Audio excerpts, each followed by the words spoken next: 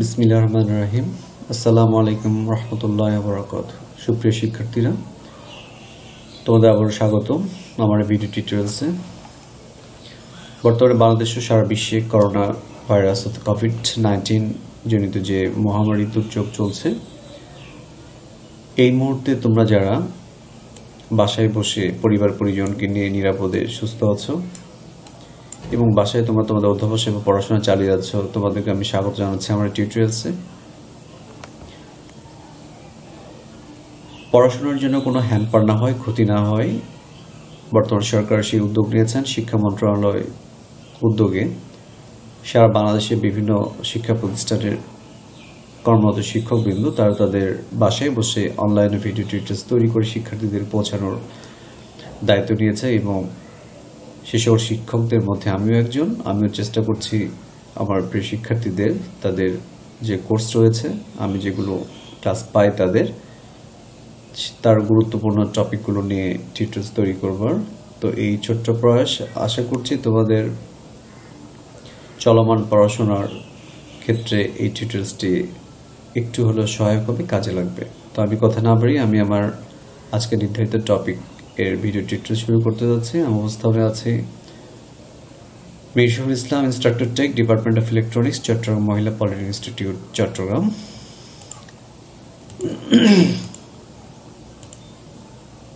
আজকে electric engineering fundamental অর্থাৎ যার সাবজেক্ট কোড হচ্ছে 66712, এই সাবজেক্টের ষষ্ঠ অধ্যায় ইলেকট্রিক্যাল পাওয়ার অ্যান্ড এনার্জি, এই চ্যাপ্টার নিয়ে আজকে আলোচনা করার চেষ্টা করব।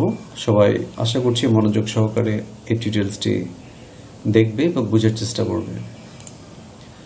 ষষ্ঠ অধ্যায়ে যে বিষয়গুলো নিয়ে আলোচনা আছে সিলেবাস ভিত্তিক কারিগরি শিক্ষা বোর্ডের যে সিলেবাস অনুযায়ী, এই চ্যাপ্টারে আলোচনার বিষয়গুলো হচ্ছে ইলেকট্রিক্যাল পাওয়ার এবং এনার্জি সংজ্ঞা এবং পাওয়ার এবং এনার্জির ইউনিট, বিভিন্ন একক আছে। 6.3 নম্বর আর্টিকেলে আছে ইলেকট্রিক পাওয়ার এবং এনার্জির মধ্যকার সম্পর্ক,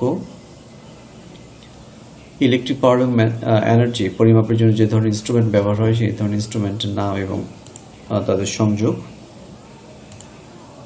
এবং পাওয়ার এবং এনার্জি সম্পর্কিত যে ধরনের ম্যাথমেটিক্যাল প্রবলেমগুলো রয়েছে সেগুলোর সলিউশন। তো আমরা প্রত্যেকটা আর্টিকেলই একটু একটু আলোচনা করার চেষ্টা করব। শুরুতে ইলেকট্রিক পাওয়ার নিয়ে একটু কথা বলি। তোমরা যারা সাধারণ বিজ্ঞান পড়েছো তার নিশ্চয়ই পাওয়ার, বা যদিও বাংলা সেটা ক্ষমতা লেখা ছিল, ফিজিক্স বা সাধারণ বিজ্ঞানে তোমরা জেনেছো পাওয়ার কাকে বলে। আমরা খুব সহজ করে যেটা বলি যে কাজ করার হারকে পাওয়ার বলে, অর্থাৎ একক সময়কৃত কাজকে পাওয়ার বলে এবং একে পি দিয়ে প্রকাশ করা হয়। একটু সহজ করে বলি, কোনো যন্ত্র, কোনো ব্যক্তি বা কোনো বস্তু যদি টি সময়ে ডাব্লিউ পরিমাণ কাজ করে তাহলে তার ক্ষমতা বা পাওয়ার পি হবে ডাব্লিউ/টি, যেটাকে আমরা জুল পার সেকেন্ড একক বলছি, অর্থাৎ কাজের একক জুল, সময় একক সেকেন্ড, সেই হিসেবে পাওয়ার পির একক হচ্ছে জুল পার সেকেন্ড। যদিও পরবর্তীতে জুল পার সেকেন্ডকে আরেকটি একক দ্বারা রিপ্রেজেন্ট করা হয়, সেটাকে বলা হচ্ছে ওয়াট। এটা গেল ফিজিক্সের ভাষায়, বিজ্ঞানের ভাষায়। কিন্তু ইলেকট্রিক্যাল বা বৈদ্যুতিক সার্কিটে কতটুকু কাজ হচ্ছে সেই কাজটা আমরা কিভাবে নির্ধারণ করব বা কিভাবে ডিফাইন করব। বৈদ্যুতিক সার্কিটে যদি কিউ একক চার্জ ভি ভোল্ট বৈদ্যুতিক চাপে টি সময় যদি প্রবাহিত করা হয় তাহলে সেই সার্কিট কর্তৃকৃত কাজ কি হবে। সেই সার্কিট কর্তৃকৃত কাজ ডাব্লিউ সমান কিউ ভি। কি হচ্ছে চার্জ এবং ভি হচ্ছে যে চাপে, যে বৈদ্যুতিক চাপে আমরা চার্জটাকে স্থানান্তরিত করছি, অর্থাৎ ডাব্লিউ সমান কিউ ভি। তাহলে আমরা এই যে 1 নম্বর সমীকরণ ডাব্লিউর পরিবর্তে যদি আমরা কিউ ভিটা বসাই তাহলে পি সমান পাচ্ছি Q V by T joule per second. এটা হচ্ছে 2 নম্বর সমীকরণ। এখন আমরা বৈদ্যুতিক কারেন্টের একটা সংজ্ঞা জানি যে প্রতি সেকেন্ডে চার্জের পরিমাণ, অর্থাৎ প্রতি সেকেন্ডে যে পরিমাণ চার্জ প্রবাহিত হয় তাকে আমরা বৈদ্যুতিক কারেন্ট বলি। অর্থাৎ যদি কোনো পরিবাহের মধ্য দিয়ে টি সময় কিউ পরিমাণ চার্জ প্রবাহিত হয় তাহলে একক সময় প্রবাহিত হবে কিউ বাই টি, এবং এটাকে বৈদ্যুতিক কারেন্ট আই তে রিপ্রেজেন্ট করা হচ্ছে, অর্থাৎ আই সমান কিউ বাই টি।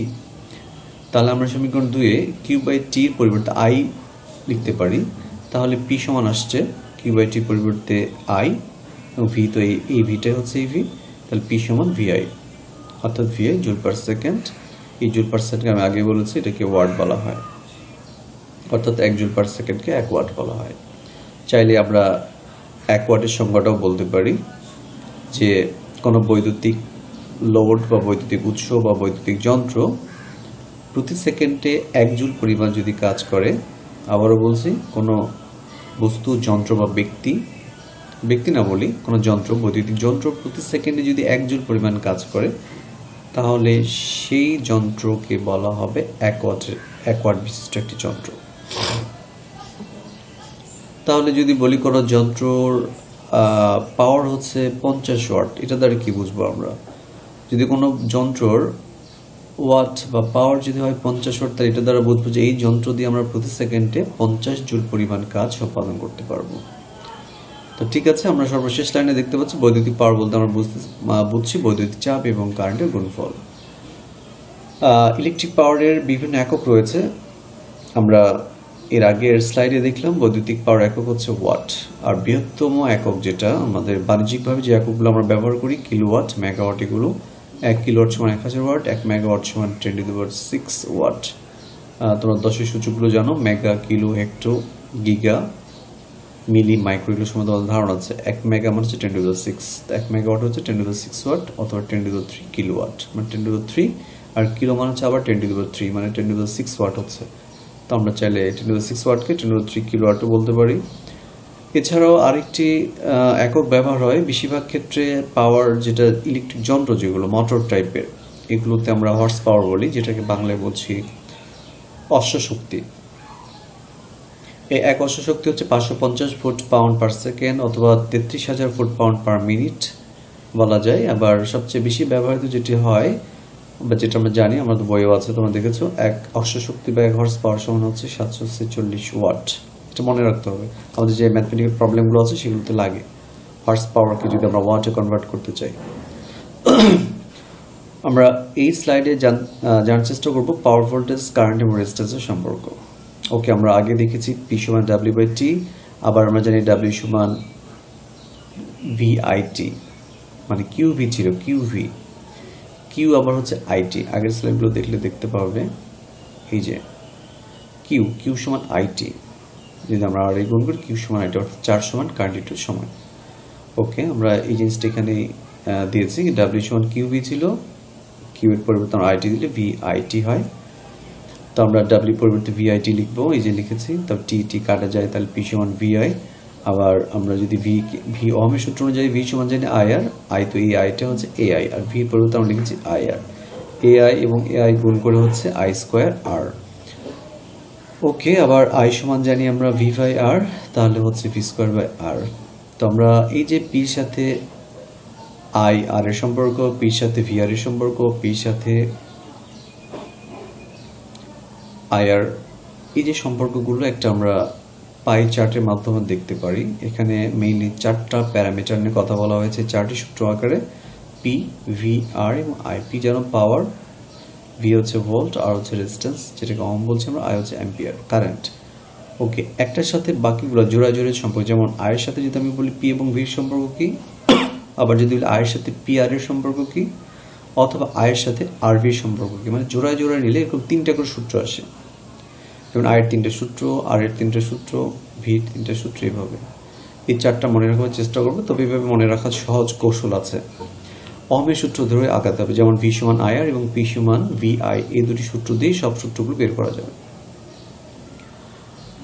ওকে, এখন আমরা ইলেকট্রিক পাওয়ার শেষে এখন ইলেকট্রিক এনার্জি নিয়ে একটু কথা বলবো। ইলেকট্রিক এনার্জি মানে শক্তি। আচ্ছা, তোমরা ফিজিক্সে বা সাধারণ বিজ্ঞানে দেখেছো কাজ এবং শক্তির একক এবং তাদের মাত্রা সমীকরণ একই। কাজ করার সামর্থ্যকে আমরা শক্তি বলি। বৈদ্যুতিক ক্ষেত্রে এনার্জি, ইলেকট্রিক এনার্জি বা বৈদ্যুতিক শক্তি বলতে কি বোঝে সেটা আমরা বুঝবার চেষ্টা করব। তোমরা এর আগে স্লাইডে দেখেছো পাওয়ারের সংজ্ঞায় যে একক সময়কৃত কাজকে বলা হয় পাওয়ার, অর্থাৎ P সমান W/T, তাহলে W সমান হবে P × T।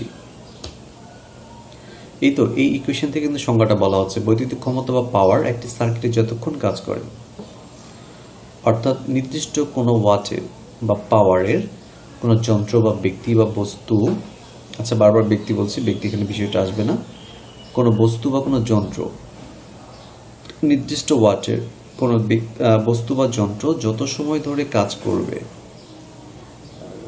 সেই সময় এবং তার ক্ষমতা গুণ করলে আমরা তার ব্যয়িত শক্তি বা এনার্জিটি পাবো। ডাব্লিউ সমান পি ইন্টু টি।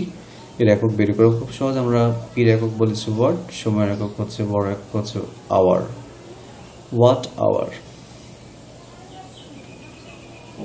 আচ্ছা, আর এর বড় একক হচ্ছে কিলোওয়াট আওয়ার। কিলোওয়াট আওয়ার অর্থাৎ পাওয়ারের বড় একক কিলোওয়াট, আমরা আগে বলেছি, সময় একক আওয়ার, আওয়ার আকারে ধরবো আমরা। ওকে, তাহলে এই যে কিলোওয়াট আওয়ার যেটা বললাম এককটি, এটাকে ইউনিট বলা হয়। তা আমরা বিভিন্ন কোম্পানি থেকে যে আমরা বাসা বাড়িতে বিদ্যুৎ নিচ্ছি, বিদ্যুৎ শক্তি নিচ্ছি, এই বিদ্যুৎ শক্তিতে বিভিন্ন বাসা বাড়ি বিভিন্ন ইলেকট্রিক্যাল লোড চালনা করি। এই ইলেকট্রিক লোডগুলো কী পরিমাণ বিদ্যুৎ শক্তি নিচ্ছে সেটা আমাদের মেজার করতে হয় এবং সেভাবে মাস শেষে একটা পেমেন্ট করতে হয় আমাদের। তো একটা বাসায় আমরা কতটুকু বিদ্যুৎ শক্তি নিচ্ছি, গ্রহণ করছি, সেটা মেজারমেন্টের জন্য একটা মিটারের ব্যাপার। সেই মিটারটির নাম আছে এনার্জি মিটার। আমরা অনেক ক্ষেত্রে কিলোওয়াট আওয়ার মিটারও বলি। তোমাদের প্রত্যেকের বাসায় আছে, সিঁড়িঘর বা কাছাকাছি দেখতে পাবে তোমরা। এই মিটারের সাহায্যে আমাদের বৈদ্যুতিক শক্তি কতটুকু ব্যবহার করছে, খরচ করছে, সেটা হিসেব করা এবং এই অনুযায়ী আমরা মাস শেষে বিদ্যুৎ বিল দিই। তো এই যে পরিমাণ এনার্জি খরচ করছি, সেই এনার্জি খরচের ক্ষুদ্রতম এককটাকে আমরা কিলোওয়াট বলছি, 1 কিলোওয়াট, যেটাকে আমরা 1 ইউনিট বলি। যারা তোমাদের বাবা বা ভাই বা যারা বিদ্যুৎ বিল পরিশোধ করছে তারা ইউনিট সম্পর্কে ধারণা থাকবে তাদের, যে আমরা বলি যে আজকে এই মাসে আমাদের এত ইউনিট বিদ্যুৎ খরচ হয়েছে, সেভাবে আমাদের প্রতি ইউনিট কত টাকা সেভাবে আমাদের পেমেন্ট করতে হয়। আমরা এই চ্যাপ্টার যে ম্যাথমেটিক্সগুলো আছে, গাণিতিক সমস্যা, সেগুলো সমাধান করলে আমরা আরও ক্লিয়ার হবো। 1 কিলোওয়াট আওয়ারকে আমরা আবার 1 BTU বলি, বোর্ড অফ ট্রেড ইউনিট, বাণিজ্যিক একক। তোমাদের বই আবার বিওটি লেখা আছে, বিওটি। আর বিওটি বা বিটিইউ দুটি ব্যবহার হয়, বোর্ড অফ ট্রেড ইউনিট। এটাকে 1 কিলোওয়াট আওয়ার বা 1 ইউনিট বলা হয়। এনার্জি এবং পাওয়ার সম্পর্কে একটা ম্যাজিক্যাল ট্রায়াঙ্গেল দেখতে পাচ্ছ, পিই এবং টি। এই যে সম্পর্কগুলো আমরা যদি এটাকে ঢেকে রাখি, অর্থাৎ এই পি সমান যদি বলি কত, তার ই বাই টি। আবার যদি আমরা ই সমান যদি বলি পি ইন্টু টি। এটা হচ্ছে ইলেকট্রিক এনার্জি এবং ইলেকট্রিক পাওয়ারের সম্পর্ক।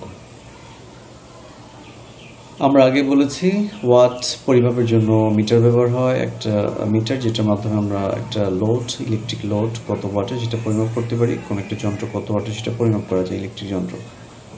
তো সেই মিটারটাকে বলা হচ্ছে ওয়াট মিটার। এর এককের নামে আমরা বলছি, পাওয়ার মিটার না, ওটা ওয়াট মিটার বলি আমরা সাধারণত। এই যে সিঙ্গেল ফেজ লাইনে যে ওয়াট মিটার আমরা ব্যবহার করি, তার ইন্টারনাল ব্লক ডায়াগ্রামগুলো, ইন্টারনাল যে গঠন, স্ট্রাকচার, সেটা আমরা ছবিতে দেখতে পাচ্ছি। একটা ওয়াট মিটারে মাত্রই 2টি কয়েল ব্যবহার হয়, এমন জটিল কোনো ফাংশন নেই। এটা হচ্ছে একটা অ্যানালগ টাইপের ওয়াট মিটারের ইন্টারনাল কনস্ট্রাকশন। একটা ওয়াট মিটার 2টি কয়েল ব্যবহার হয়, একটা হচ্ছে কারেন্ট কয়েল, একটা হচ্ছে প্রেশার কয়েল। আমরা এই পাশে দেখতে পাচ্ছি সোর্স, যে সোর্স থেকে লোডটি চলবে, এই পাশে হচ্ছে লোড। সোর্সের 2টা পয়েন্ট দেখতে পাচ্ছ এবং লোডের 2টা পয়েন্ট। এই 2টা পয়েন্ট কীভাবে কারেন্ট কয়েল এবং প্রেশার কয়েলে যুক্ত হয়েছে সেটা তোমরা ভালোভাবে আত্মস্থ করবার চেষ্টা করবে এবং মাঝে মধ্যে পরীক্ষায় দেয় যে একটি সিঙ্গেল ফেজ ওয়াট মিটারের সংযোগ চিত্র দেখো, তাহলে এতটুকু চিত্রটা আঁকলেই চলবে এবং এগুলো ডিফাইন করবে। যেমন কারেন্ট কয়েলকে সিসি বলা হয় শর্ট ফর্মে, প্রেশার কয়েলকে বলা হয় পিসি। তো এইভাবেই একটি সিঙ্গেল ফেজ ওয়াট মিটার কীভাবে সোর্স থেকে লোডে যুক্ত হয় এবং একটা লোডের ওয়াট কত ওয়াট সেটা পরিমাপ করে, সেই সংযোগ চিত্রটা এখানে এই স্লাইডে দেখানো হয়েছে।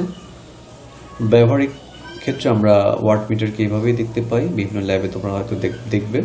এবং এখানে যে স্কেলটি দেওয়া আছে সেখানে বড় করে একটা ডাব্লিউ লেখা দেখতে পাচ্ছ। এই ডাব্লিউ দ্বারা আসলে মেইনলি ওয়াট বোঝানো হচ্ছে, এটাই ওয়াট মিটার। আমরা এখন সিঙ্গেল ফেজ এনার্জি মিটারের সংযোগ দেখব। সিঙ্গেল ফেজ এনার্জি মিটার এবং সিঙ্গেল ফেজ ওয়াট মিটারের ইন্টারনাল কনস্ট্রাকশন একই। এখানে সিসি এবং পিসি থাকে, কারেন্ট কয়েল, প্রেশার কয়েল। কিন্তু এনার্জি মিটার যেহেতু মাস শেষে আমাদের একটা বিদ্যুতের হিসাব রাখে, এই জন্য এখানে একটা রেকর্ডিং সিস্টেম থাকে। তোমরা ব্যবহারিক যে এনার্জি মিটার বাসা বাড়িতে যেটা থাকে তোমরা দেখতে পাবে এখানে বিভিন্ন ডিজিট আকারে প্রতিদিন বা প্রতি মাসে কত ইউনিট খরচ করছো সেখানে ডিজিটগুলো চেঞ্জ হয়ে আমাদের প্রিভিয়াস ভ্যালু এবং আফটার ভ্যালু এই দুটো থেকে হিসেব করে কত ইউনিট মাস শেষে আমরা ব্যবহার করলাম সেটা খুব অনায়াসে বের করতে পারি। এবং একটা সিঙ্গেল ফেজ এনার্জি মিটারে 4টা পয়েন্ট থাকে। প্রথম দুটো পয়েন্ট হচ্ছে সাপ্লাই, যার একটা লাইভ এবং অর্থাৎ আমরা যেটা ফেজ এবং নিউট্রাল বলছি, দুটো তার সংযোগ করতে হয়, এবং অপর দুইটা তার থেকে বের হয়ে গেছে আমাদের বাসা বাড়িতে মাত্র দুটো তার ঢোকে, একটা হচ্ছে নিউট্রাল আর একটা হচ্ছে ফেজ। এই দুটো থেকে আমরা প্যারালাল সংযোগ করে বিভিন্ন ধরনের লোড চালনা করি। এবার আমরা এই চ্যাপ্টারের কিছু গাণিতিক সমস্যা নিয়ে কথা বলার চেষ্টা করবো, এবং এই সমস্যাগুলো যদি সমাধান করি এবং বুঝবার চেষ্টা করো তোমরা, তাহলে এই চ্যাপ্টারের সূত্রগুলো নিয়ে তোমাদের আর কোনো ভীতি থাকবে না, কোনো দ্বিধা থাকবে না। তো আমরা বিভিন্ন বাল্বে গায়ে মাত্র দুটো তথ্য সবসময় সচরাচর দেখি, এবং দোকানে কিনতে গেলে আমাদের এই তথ্যগুলি বলতে হয়, বিশেষ করে কত ওয়াটের সেটা বলতে হয়।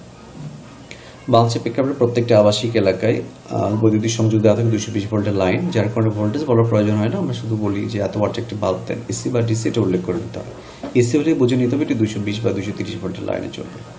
তো একটা বাতির গায়ে মেইনলি দুটি তথ্য দেওয়া থাকে। তোমরা যে ফিলামেন্ট ইনক্যান্ডেসেন্ট ল্যাম্পগুলো দেখো, যেটা আমরা বাল্ব, সচরাচর বাল্ব বলতে যেটা বলছি অ্যানরিসিভিং বাল্ব না, ইনক্যান্ডেসেন্ট ল্যাম্প, ফিলামেন্ট বাল্ব যেগুলোর একটা ফিলামেন্ট থাকে।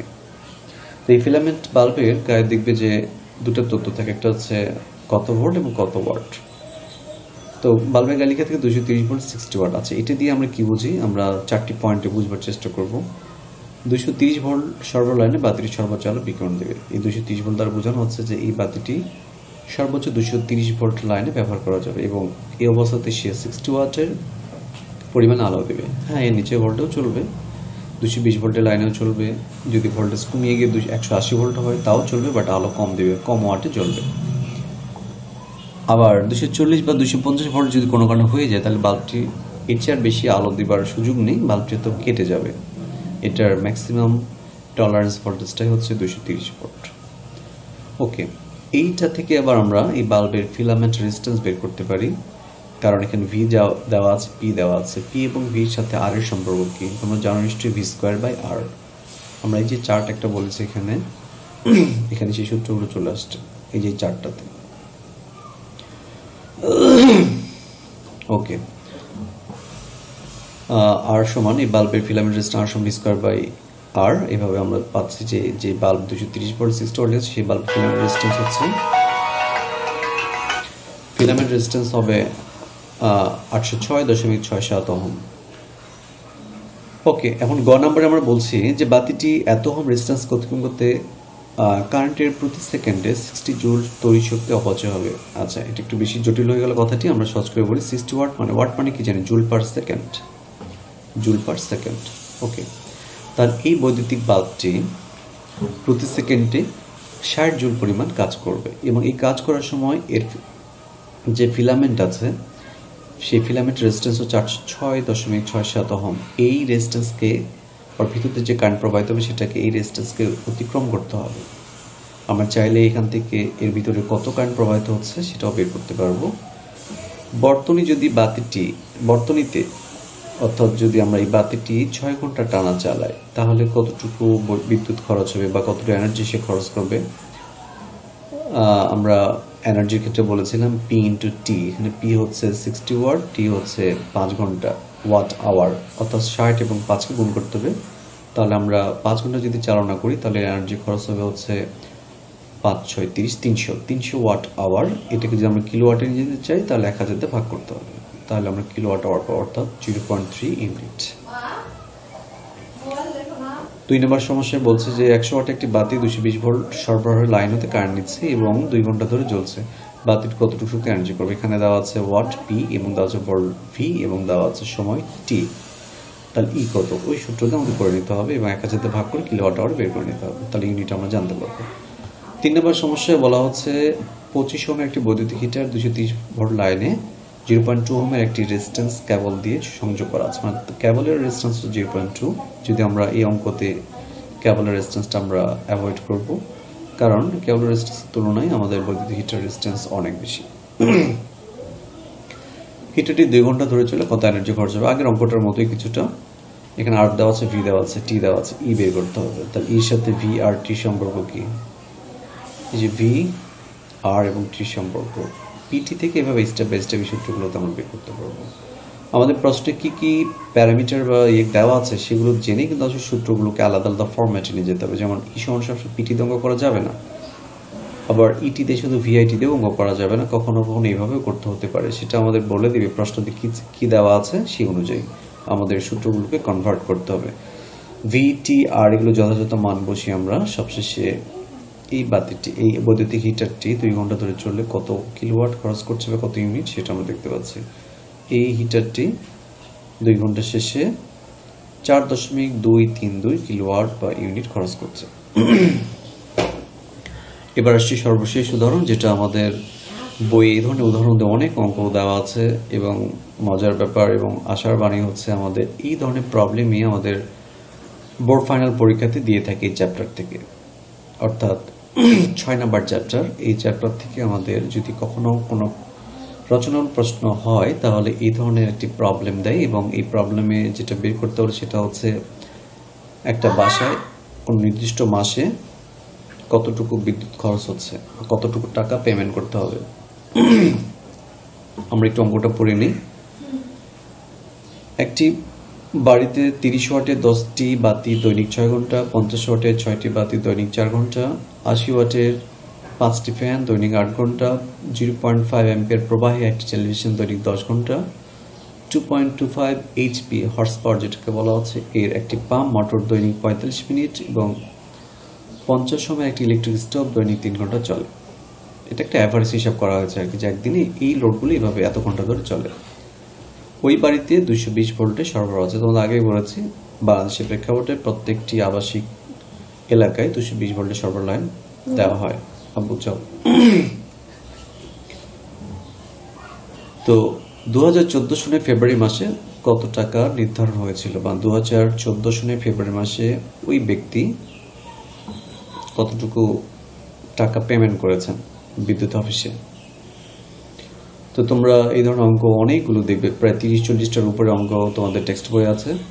তো আমি চেষ্টা করেছি এই অঙ্কটাতে সব কিছু নিয়ে আসবার, অর্থাৎ একটি অঙ্ক যদি ভালোভাবে শিখো এবং এই ফরম্যাটে, তাহলে অঙ্কগুলো অনেক সহজ মনে হবে এবং একটি অঙ্ক শিখলে তোমাদের 30-40টা অঙ্ক তোমরা অনায়াসে করতে পারবে। পরীক্ষার আগে 40টা অঙ্ক সলভ করা বা রিভিশন দেওয়া খুব টাফ ব্যাপার। এই জন্য আমরা একটা অঙ্ক ভালোভাবে শিখবো যেন এই অঙ্কের সাহায্যে বাকি অঙ্কগুলো খুব অনায়াসে খুব সহজে করা যায়।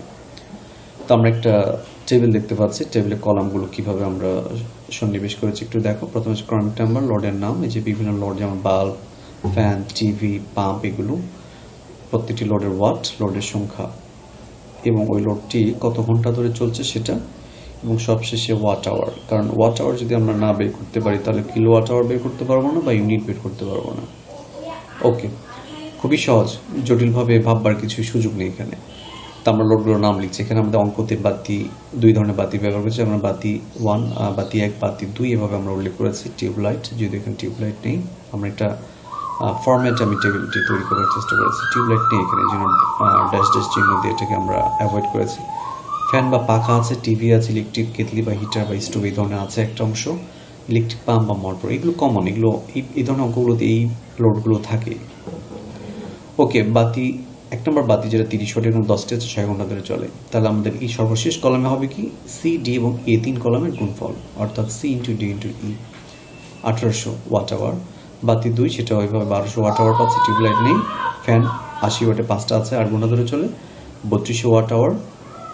TV 1100 watt hour. এখন ব্যাপার হচ্ছে যে 110 ওয়াট তো নেই, টিভির ওয়াট তো ওয়াটে দেওয়া নেই। দেখো, টেলিভিশন 0.5 অ্যাম্পিয়ার প্রবাহে চলে, এখানে ওয়াট উল্লেখ করে, মানে এটাকে একটু অন্যভাবে বলেছে তারা, মানে টেলিভিশনের ভিতর দিয়ে 0.5 অ্যাম্পিয়ার কারেন্ট প্রবাহিত হয়। তো এখন তোমরা বলো তো টেলিভিশনটা কত ভোল্টের সংযোগের সাথে যুক্ত? 220 বলা আছে যে এই বাড়িতে 220 ভোল্টের সরবরাহ দেওয়া আছে। তাহলে টেলিভিশনটির ভি হচ্ছে 220, কারেন্ট হচ্ছে আই হচ্ছে 0.5 অ্যাম্পিয়ার। তাহলে ভি এবং আই যদি জানি তাহলে আমরা ওয়াট পি বের করতে পারবো, কারণ পি সমান আমরা জানি, পি সমান ভিআই। ওকে, অর্থাৎ 0.5 এবং 220 গুণ করলে আমরা 110 ওয়াট পাচ্ছি, যেখানে রাফ করা হয়েছে দেখো, টিভির ওয়াট 220 এবং 0.5 অ্যাম্পিয়ার 110 ওয়াট।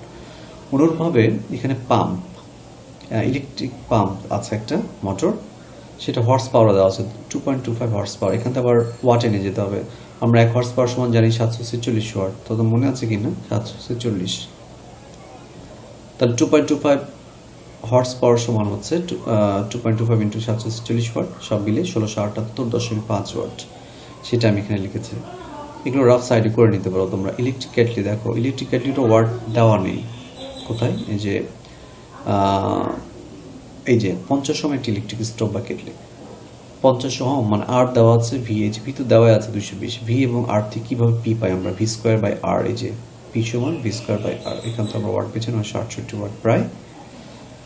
তো এইভাবে প্রত্যেকটি লোড দৈনিক কত ওয়াট আওয়ার কনজিউম করে এনার্জি সেটা আমরা দেখতে পাচ্ছি। তাহলে একদিনে এই লোডগুলো কতটুকু ওয়াট আওয়ার নেবে সবগুলো যোগ করতে হবে এই কলামের, সেটা হচ্ছে 11,462.9 ওয়াট আওয়ার। ওকে, পরের স্লাইডে যাচ্ছে। পরের স্লাইডে আমরা যেটা দেখতে পাচ্ছি যে একদিনে ব্যয়িত এনার্জি, যেটা আগের স্লাইডে দেখলাম আমরা 11,462.9 ওয়াট আওয়ার। তাহলে কত কিলো ওয়াট আওয়ার, 1000 দিয়ে জাস্ট ভাগ করতে হবে, তাহলে 11.463।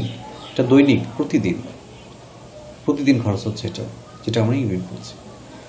28 দিনে ব্যয়িত এনার্জি, 28 দিন পেলাম কেন, কারণ প্রশ্ন দেওয়া আছে ফেব্রুয়ারি মাস, তো ফেব্রুয়ারি মাস তো 28 দিনও হয়, কখনো 29 দিন হয়। তাহলে কত সনের ফেব্রুয়ারি মাস, সেটা থেকে আমাদের লিপিয়ার জানতে হবে। যদি সেই বছরটি লিপিয়ার না হয় তাহলে 28 দিন হবে, আর যদি লিপিয়ার হয় 29 দিন দিয়ে আমাদের হিসেব করতে হবে। আর যদি অন্য কোনো মাস উল্লেখ থাকে তাহলে সেটা 30 দিনে 31 দিনে মাস, সেটা আমাদের বুঝে নিতে হবে। আর ফেব্রুয়ারি মাসের ব্যাপারে তোমরা একটু লিপিয়ারের ব্যাপারটা একটু লক্ষ্য করবে, যেমন 2014 সনের ফেব্রুয়ারি মাস, তো কোনো সন উল্লেখ করলে আমরা অনায়াসে চট করে বলে ফেলতে বা বলি, বা যারা প্রশ্ন করেন তারা এইভাবেই দেওয়ার চেষ্টা করেন যে কোন সনের ফেব্রুয়ারি মাস মানে সেটা লিপিয়ার 29 দিনের ব্যাপার থাকবে। কিন্তু আমার এই প্রবলেমে আমরা যেটা দেখতেছি 2014 সনের ফেব্রুয়ারি মাস বলছে, 2014 সন লিপিয়ার নয়, তাহলে এটা 28 দিনই হবে।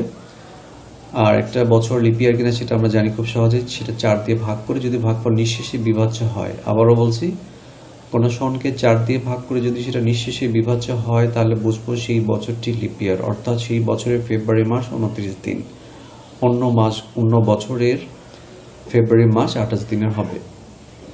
আবার আমাদের প্রশ্ন ছিল প্রতি একক বিদ্যুতের মূল্য হচ্ছে 5 টাকা 15 পয়সা। ওকে, তাহলে আমরা 28 দিনে টোটাল কত ইউনিট খরচ করছে ওই বাসা, সেটা আমরা দেখতে পাচ্ছি 320.96, প্রায় 321 ইউনিট।